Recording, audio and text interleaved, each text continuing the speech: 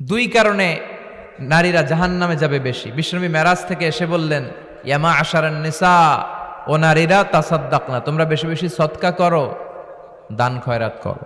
নারীরা বললেন কেন? আমাদের বললেন কেন? বিশ্বনবী বললেন, উরিতু কুন্না আকসারা আহলিন নার, আমি জাহান্নামে দেখেছি পুরুষের চেয়ে নারীরাই বেশি জাহান্নামী হবে। কি কারণে? দুইটা কারণ। তাকফুরনাল আশিরা, সবাই না, অধিকাংশ নারীরাই স্বামীর অস্বীকৃতি করে। স্বামী যা দেয় এতে সন্তুষ্ট থাকতে চায় না, আছে না নাই? স্বামীর কি চাকরি, কি ব্যবসা, তার উপার্জন কতটুকু, এটাও আপনার দেখার দরকার, আছে না নাই? এখানেই তো আপনার সবরের বিষয়। জান্নাত তো এমনি এমনি আসবে না বোন। ঝগড়া লাগলে এক মহিলা আরেক মহিলাকে লানত দেয়। জুরির বোনেরা অবশ্য এগুলো দেয়টাই না।